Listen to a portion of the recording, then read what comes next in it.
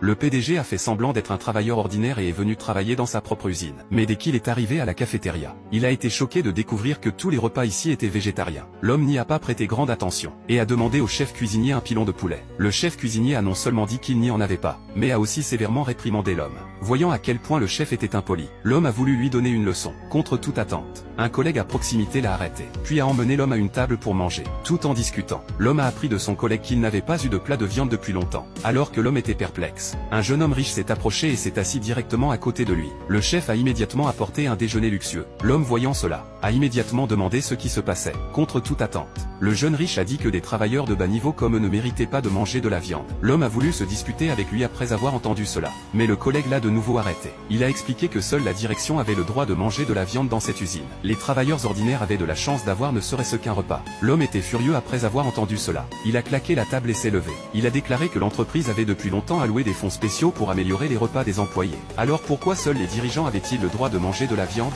Qui a établi cette règle? Le jeune riche a répondu avec assurance, disant qu'il avait lui-même établi la règle. Après tout, les supérieurs ne pouvaient pas contrôler ce qui se passait ici. Ici c'était lui le patron. Il s'est avéré que le jeune riche était le fils du directeur de l'usine. Il a utilisé son statut pour intimider les travailleurs. Et pour punir l'homme, il lui a dit de s'agenouiller et de s'excuser. S'il le faisait, le jeune lui donnerait un pilon en récompense. Mais contre toute attente, l'homme n'a pas cédé. Le jeune riche, se sentant embarrassé, a passé sa colère sur les autres travailleurs pour intimider l'homme.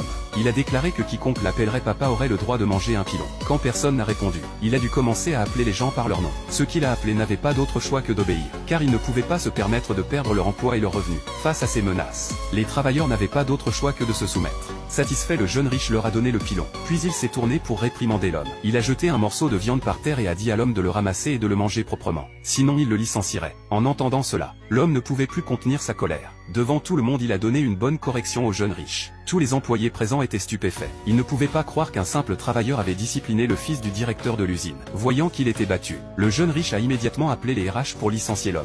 Mais à sa grande surprise, la responsable des RH était la femme de l'homme.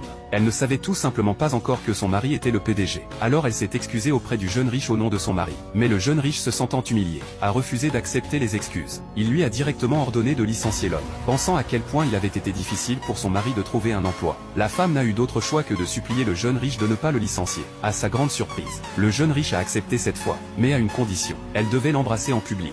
Il s'avère que le jeune riche l'admirait depuis longtemps. Même si elle était mariée, il n'a jamais renoncé à la poursuivre. Il offrait souvent des cadeaux à sa mère et la pressait de faire en sorte que sa fille divorce de l'homme. Ainsi il pourrait réaliser son souhait d'épouser la femme. Mais ce que la femme ne savait pas, c'était que son mari était un PDG valant des dizaines de milliards. Il était rentré chez lui cette fois pour inspecter l'usine. L'homme n'avait jamais révélé sa véritable identité. Chaque fois qu'il revenait, sa belle-mère le méprisait. Même